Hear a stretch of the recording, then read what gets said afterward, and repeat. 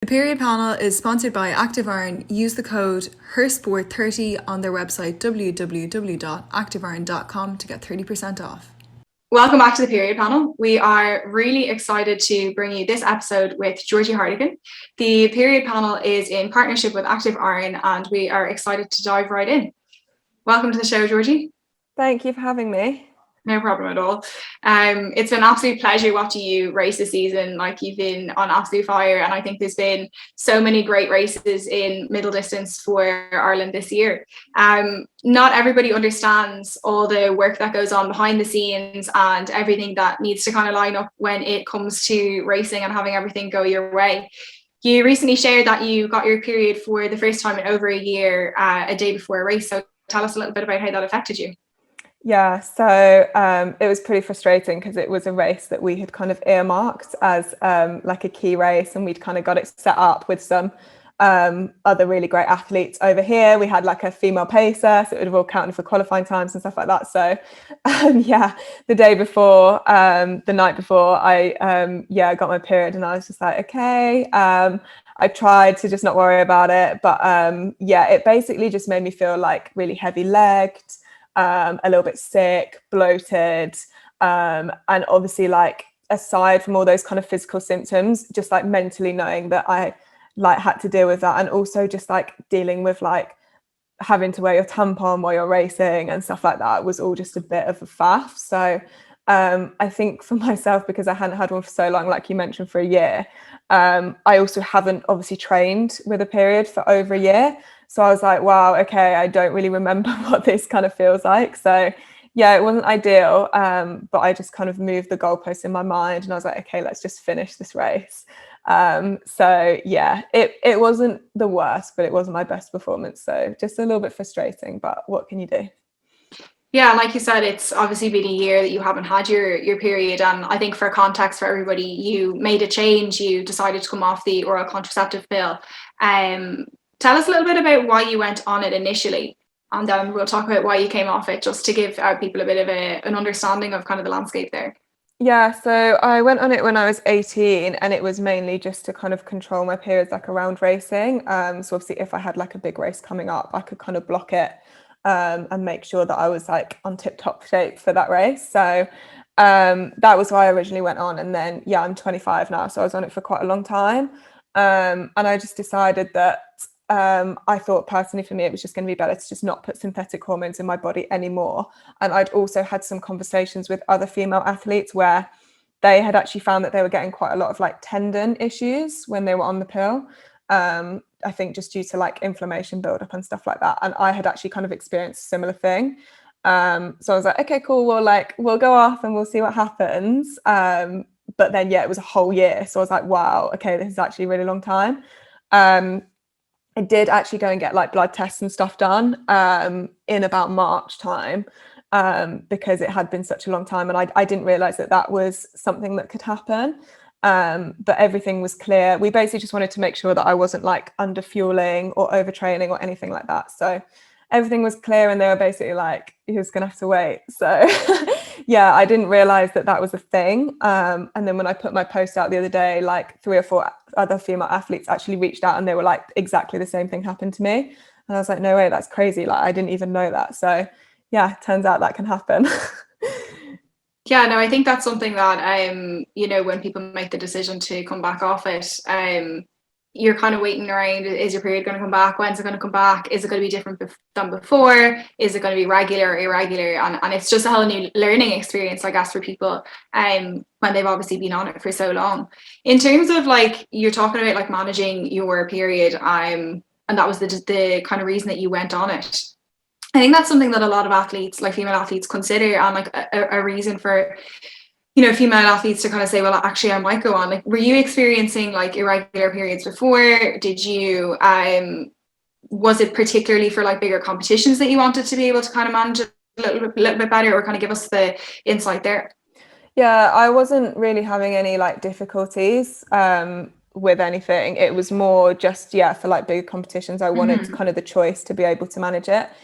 Looking back in hindsight, I think I probably went into that decision like with a little bit of naivety. Like, I don't think I probably really understood what was going on. But this was also quite a long time ago when there wasn't as many kind of like resources and stuff like that out there. So I think it probably would have been quite hard for me to find out all the kind of pitfalls and the pros and the cons and all that kind of thing.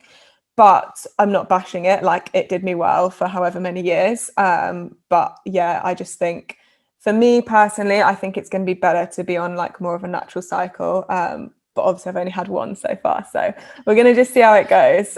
Thankfully we're now kind of going into the off season, so hopefully we'll be able to like get a feel for how it is in less of a pressurized time. But yeah, hopefully it should be all good. We'll see. Tell us a little bit about the race itself, and you know, you seemed a little bit disappointed with maybe how it went, and obviously you had a lot more kind of going on with getting used to, you know, preparing for your period again, and the fact that you're actually going to have more to think about, and there's kind of a mental challenge as well. So tell us a little bit about that. Yeah, 100%. So when it kind of came, I like rang my mom, who's also my coach, and I was like, hey, like just to let you know I got my period. And she was like, what? And she was like, okay, like it'll be fine, just don't try not to think about it, it'll be fine. So the whole day leading up to the race, because it was in the evening, I was just like, it's fine, like just went through my normal routine. But then when I started to warm up, I just like really just did not feel good, and I was like, okay, just try and put it to the back of your mind. But it's really tough, like when you know that there's something physically going on. And then when we got actually into the race, like I said before, I just felt really heavy. I couldn't really go with any sort of change of pace, so I could just sort of keep chugging out these kind of slowish laps, but I couldn't actually change pace at any point. And to be honest, I just really wanted to drop out, and I was like thinking, oh, maybe I should just stop. And I was like, no, come on, like you can finish, you're fine. So that's just kind of what I decided to do. And I'm glad I did, actually, because it means that if it does come before like a bigger competition, I know that I can get some sort of performance out of myself. And I think it's probably just more practicing now when I am on my period, like doing some harder sessions and stuff like that, and just kind of getting back used to feeling that way when I'm running, because yeah, it's obviously been such a long time that I just didn't really remember how that felt like. Absolutely. And look, in terms of like this particular race, like you maybe didn't run as you expected to run. So how do you kind of manage that? And I know it's going to be something that you're going to kind of learn to manage again now as your period starts to return. But in terms of like, if you're a little bit disappointed, like how do you kind of pick yourself up again and, you know, account for your body and understanding your body? Yeah, it was hard actually, because it was really frustrating, because I was kind of like, there's nothing that I've done wrong. Like I've not done anything stupid before the race to like make me tired. I'm not injured, I'm not ill, I've not overtrained. It was just like, this has just happened, and it's just something that I can't really control. So it was quite difficult to kind of rationalize that in my mind. I think for me, I was just like, you know what, like it's happened. I was actually really glad it had come back, because obviously it had been such a long time. So I was like kind of on the one hand happy about it. But I think, you know, at the end of the day, it wasn't like the biggest race ever. It was just like a random 1500 meter race on a Wednesday night. So it wasn't the end of the world. And I think the most important thing is always to be kind of healthy. So I just kind of tried to put that at the forefront of my mind. I was like, look, at least you know you're healthy now. Everything's back to normal. And there will always be another race. So I actually raced again on Saturday and I was fine. So I was like, just look forward to Saturday. That'll be a lot better. You won't feel as rough. Yeah, no, it is definitely like learning. And like you said, if it's been a while since you've like even trained while you've had your period, like it's kind of a bit of a readjustment. And the other thing to kind of think about is like we've spoken to different people before about having their period and training and competing. And, you know, sometimes people say if you just like try not to think about it, and because people can try to use it as an excuse sometimes and let it get in their head and say, well, I'm not going to perform because I have my period, where there needs to sometimes be a bit of a mental attitude, being like, okay, I have it, I'm going to just go out and compete and see how I get on.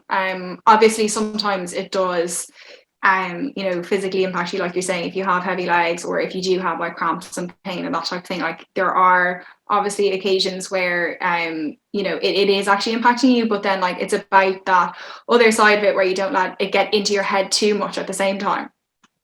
Yeah, 100%. And that's something that I definitely need to practice, as I said, in training, because it did throw me, to be honest. I was like, well, why has this happened like the day before a race? Because for me personally, that first like full day of having it is my worst day, and after that I'm actually fine. So I was like, this literally could not have come at a worse time. Like if it'd come a couple of days earlier, a couple of days later, it would have been absolutely fine. But yeah, that's something that I definitely need to practice, that kind of mental, just like, you know, it's going to be fine, and just trying to get through it. But I think just because it was the first one, it did just throw me a little bit, and I really wasn't expecting it. It literally came out of nowhere. So yeah, hopefully we'll be able to plan a little bit more, and hopefully if I get back onto like a regular cycle, we should be able to kind of map it out, and kind of make some decisions based on maybe when we race or like when we train and stuff like that. So hopefully if I do get back on a nice regular cycle, that should be something we can work on. Yeah, I can definitely imagine if you hadn't had it in a year and then you just got it the day before, you're just like, oh. I remember the first time I ever got my period actually was the day before a race, and I was like I don't know, 12 or whatever, and just like, oh, I have to compete tomorrow. Which can be intimidating for like younger girls and for people the whole way up. But do you think that we talk about periods enough, like in sport or as like women in general? No, I don't actually. I actually went to an all-girls school growing up, so I think I have a really skewed like version of talking about periods, because I just don't care and I'll talk about it with anyone. Because I think growing up in that kind of all-girls environment, we would just always be talking about it so openly because there were no boys around. So I will just talk about it with anyone. I don't really care, but I do know that it is like kind of a source of embarrassment for quite a lot of women. So I don't think we do talk about it enough. And I think actually not only athlete education, but I think coach education is really, really valuable in that as well. I'm really lucky because my coach is my mum, so I can have these conversations and it's not really a big deal. But I can imagine if maybe you had a male coach or you just didn't feel comfortable talking to your coach about that sort of stuff, it would be really difficult. So I think coach education is really important in that as well. I'm also really lucky that I train with a lot of really amazing women who do kind of normalize those conversations, and we will just talk quite openly about it when we're like running or when we're training. So I'm really lucky in that respect, but not everyone is. So I think definitely kind of opening up the conversation is really important. Yeah, no, I think it's really interesting. Obviously, you have that relationship, obviously, as your mom and a coach. So you have a female coach and she's your mom. So it's like a double win for you that it's maybe a bit more comfortable. But as you said, like in a lot of sports still, it's typically male coaches, you know, depending on the sport. Yes, there may be more female coaches there, but in many sports still it is male coaches. And like you said, I think as well that, you know, obviously from the athlete perspective, it is important to try and have this open conversation, you know, among athletes, whether it is something as simple as asking for a tampon and to be able to do that and not feel like embarrassed about it, or, you know, if you are not feeling so great when you're training, that you can turn around to your coach and be like, well, actually, and that they're not going to like fall over and be like, well, that's too much, I didn't need to know, when they actually do, and they just need to be able to help accommodate you. In terms of, like you had said, like, sorry, not sorry for oversharing, but like realistically, like 50% of the population are like getting their periods, and it is about like helping coaches, you know, be able to manage that as well, because like you can understand from a male perspective, like they've never actually experienced it themselves, so why they would be maybe a bit awkward or like nervous about, you know, talking about it. They don't necessarily know if an athlete is comfortable about talking about it. So it is definitely something that could be developed. Yeah, definitely. And I think as well, like if you are going to be a male coach of like potentially young female athletes, it's something that you're probably just going to have to take on yourself and be like, you know what, I have to educate myself. But I do obviously understand for men it is a little bit difficult because they don't know how it feels, whereas a female coach would be like, oh, okay, like I kind of get it. Actually, after the race, my boyfriend said to me, he was like, what does it actually feel like trying to race on your period? And I was like, don't even know how to explain it, basically rubbish. But yeah, I think definitely coaches need to maybe take it upon themselves to kind of educate themselves.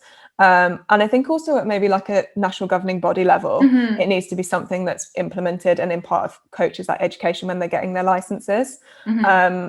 Because it may be just something that male coaches don't consider, like it's probably something that they just wouldn't even think about. So yeah, I think it's definitely really important from that perspective to do so, especially if you're going to be coaching kind of younger girls, because yeah, they might not have the confidence to kind of be like, hey, I'm on my period, like I'm going to feel rubbish today at training or something like that. So yeah, definitely very, very important.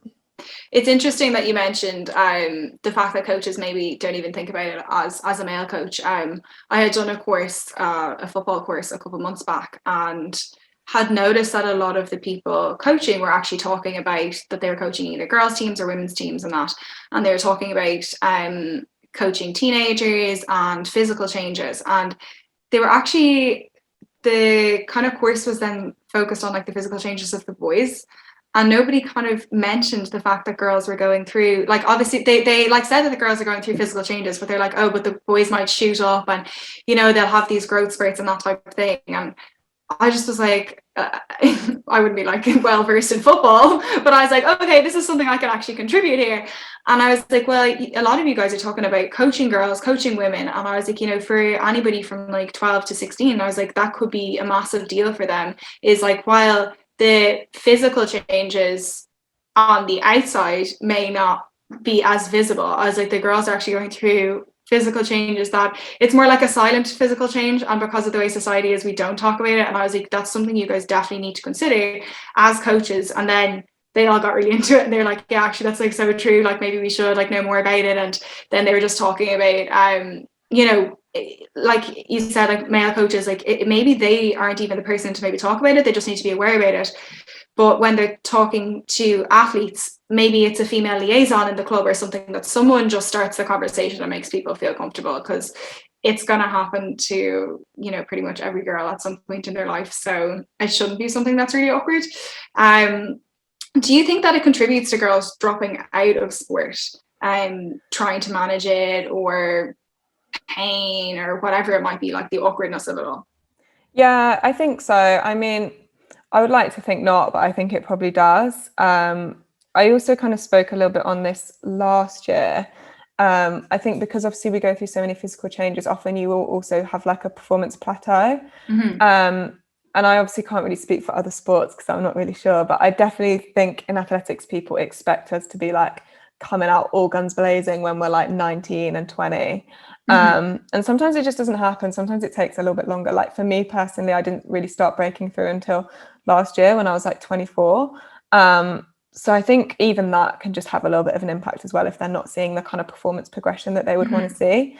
But yeah, I definitely think it does have an impact. Like it's tough, like it's not nice, it's not fun.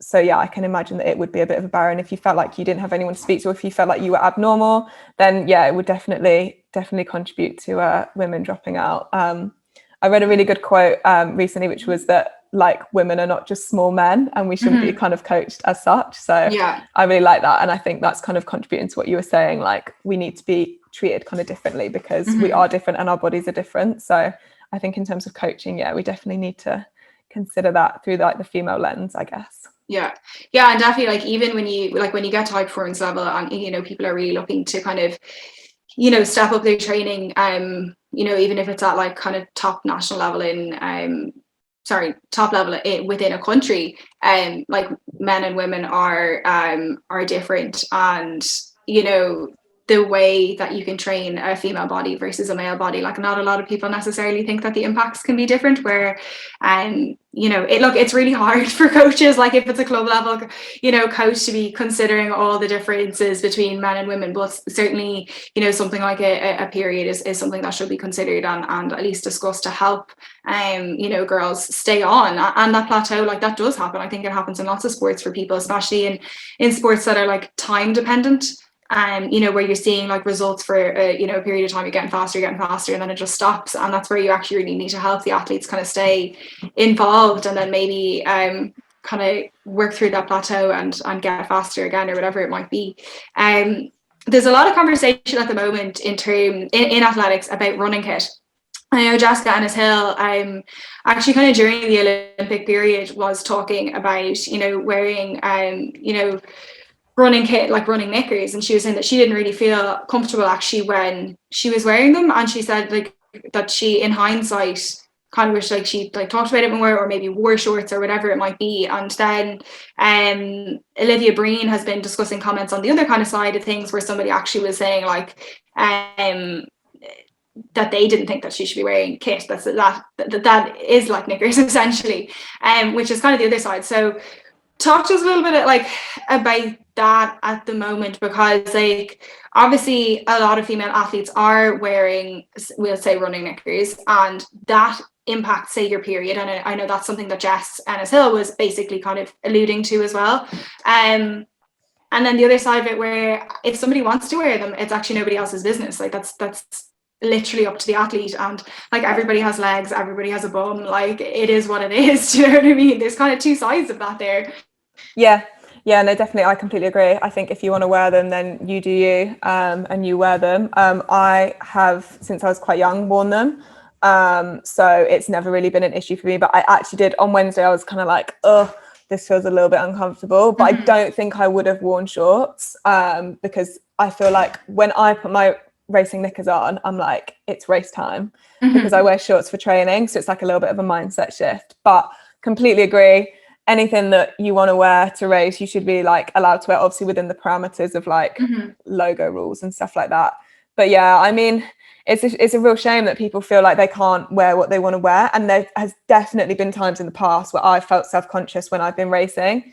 I didn't really used to like wearing like the crop tops, maybe a little bit weird, like I wouldn't mind wearing the knickers, but I wouldn't want to wear a crop top. So for ages I would race in like vest and knickers, but yeah, now I love wearing my crop top. But I just think if you want to wear whatever you want to wear, just wear. Like at the end of the day, it's you competing, you need to be comfortable, and you don't want to be stood on the start line thinking about anything else other than your race. You need to be just thinking about your race. So if you're standing there thinking, oh, these knickers are horrible, like I feel really self-conscious, just wear shorts. And yeah, I don't think that anyone should kind of feel like they have to wear something when they shouldn't. Yeah, just wear what you want to wear. Yeah, no, it's interesting. Like there are kind of two examples at the moment where, you know, somebody obviously is comfortable in wearing, you know, racing knickers, and it has somebody else turning around and saying like, actually, I don't think that that's appropriate, and that. And it's really great to hear somebody speak out about it and say, you know, well, I'm going to wear that. And you know, what I think is like, everybody has legs and a bum, so what difference does it make? Like whether you're male or female, and like it's about the sport. It's literally nothing else. Like and then when it comes to say the shorts, and particularly around like people feeling self-conscious and that, and if it is something like a period comes into the picture, and if somebody feels more comfortable on that particular day wearing shorts, well, like take the nerves out of it, and you know, people shouldn't be kind of, you know, like you said, thinking about anything else. And you know, I think it's interesting, obviously Jessica Ennis-Hill is from like heptathlon, so you know, obviously there can be movement in different you know, track and field you know, disciplines, but you know, say if you're running, there might be a little bit less movement than say something you know, like long jump or whatever it might be. Like it's, you can't always you know, guarantee that race knickers are going to stay in place or that kind of thing. And if that's something that somebody's worried about, like if wearing the shorts makes somebody more comfortable, like nobody else should be kind of wondering why, or you know, they shouldn't feel kind of under like peer pressure almost to be wearing race knickers in the community. Like, yeah, 100%. I actually did see Olivia Breen's post, and I thought it was really brave of her to speak out, because I've like heard through the grapevine that it's happened to other women. It's actually never happened to me that I've been kind of told off for wearing my knickers, but I have heard that it's happened to other women, and I just think they're literally designed for us to compete in. So I don't see how an official can say that they're inappropriate. They're not for anything else. They're literally for competition. So I was just kind of confused at why anyone would say that. And I was actually really shocked that it was a female official apparently as well. And just kind of disappointed, like, because obviously maybe if it was a male, there might be a little bit of ignorance there, but really as women, we should kind of support women in what they want to wear and compete in. So I was just really shocked at that. Yeah, I think for me, I've always felt comfortable wearing the knickers, but actually at European indoors, the knickers that we got given, the Irish team knickers, were like really brief, like they were kind of like quite revealing. And I know quite a few of the women kind of felt maybe a little bit uncomfortable wearing them. And then in that case, it's like, well, then you have to change your whole kind of outfit. So I mean, it sounds silly, but if that's what you're used to competing in, then it can kind of throw you off, especially at that level of competition. So I think, yeah, maybe sports kit manufacturers need to take our views into account as well. And I know that Athletics Ireland did kind of feed that back to the manufacturer, which was great. But yeah, I think it's just another battle that we shouldn't have to be fighting when we're competing. We just want to compete and kind of be comfortable in what we're wearing. And obviously, if you have like a certain sponsor as well, and you don't feel comfortable in that kit, that's a whole other story. So yeah, maybe we just need some female voices in these sports brands to kind of help design these racing knickers and shorts. Yeah, absolutely. No, it is I think something important to talk about, and you know, we probably shouldn't have to be talking about it, but the fact that we are is a good thing, and hopefully will make other people feel a bit more comfortable, and like encourage maybe young girls, like if they are feeling a bit like nervous or self-conscious about it, that they can wear whatever suits them. And like you're talking about, like you didn't want to wear a crop top for a while, and that's totally fine. Like go look at you know, the international stage, and look at the you know, girls that are competing at, you know, world championships, European championships, Olympics, and all the different kit that people are wearing, you know, whether you know, we've seen different athletes wear different things, you know, because of their religion, and they're still competing on the international stage doing absolutely unreal.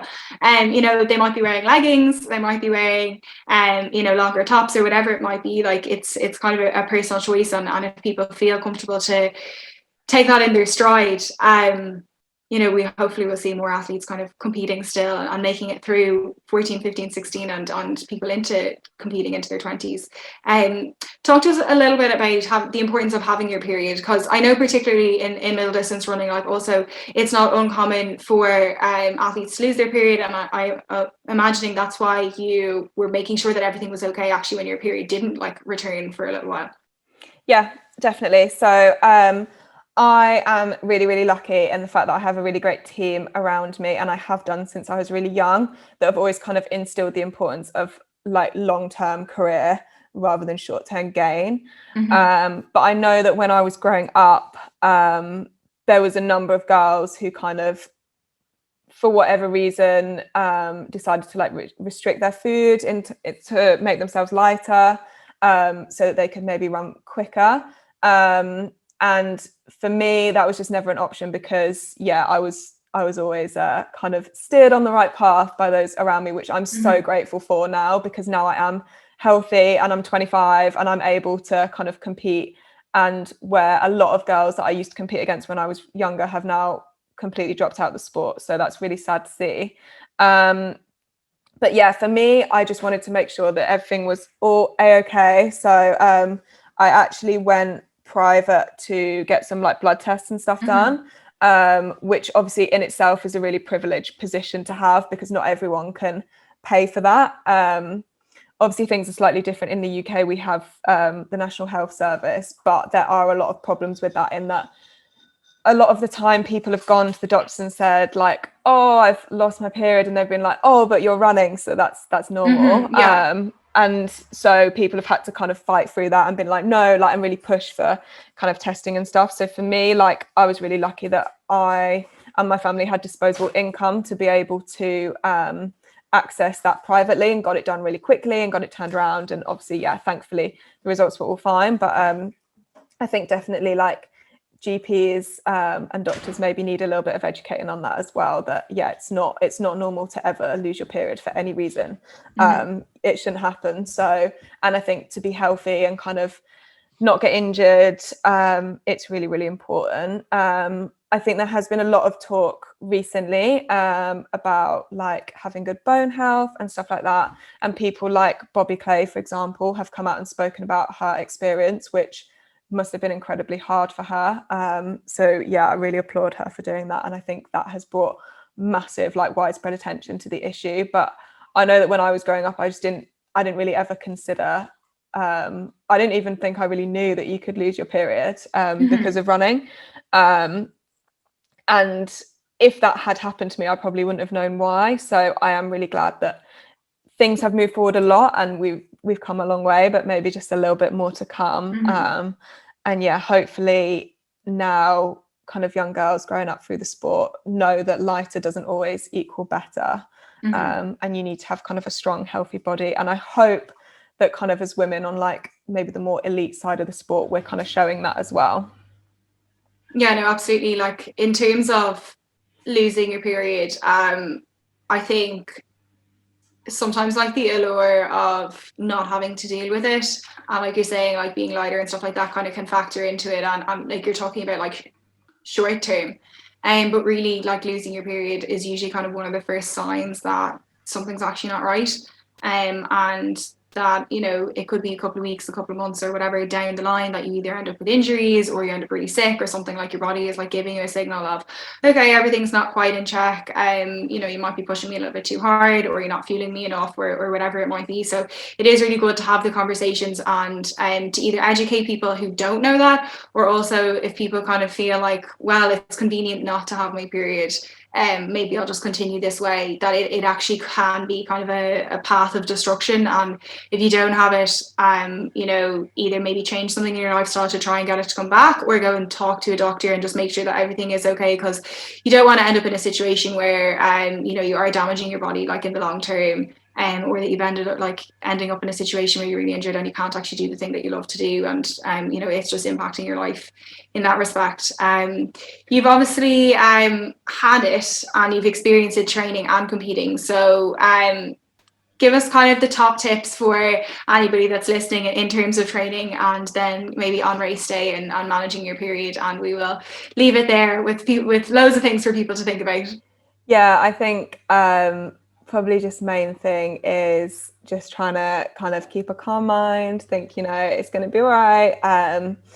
Hopefully like things will be fine and you'll feel okay. I think definitely tracking symptoms is really important, and that can definitely help because you'll kind of be aware of how you're going to feel, and then nothing will kind of come as a surprise.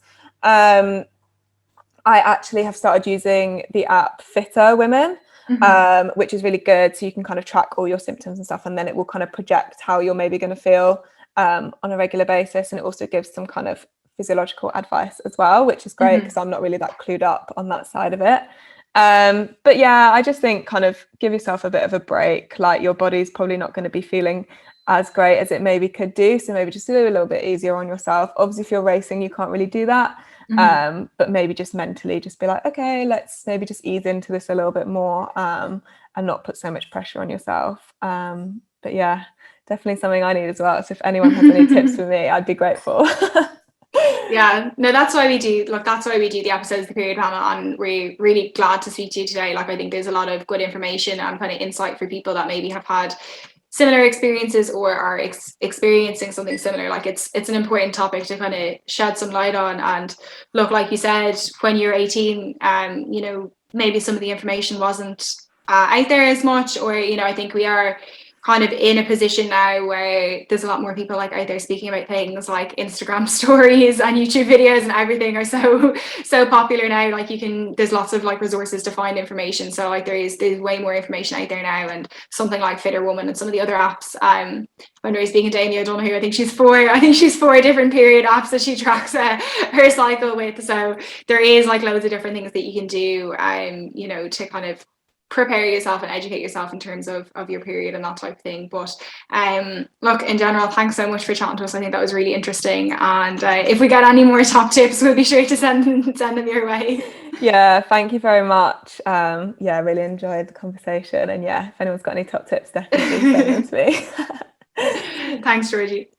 No worries.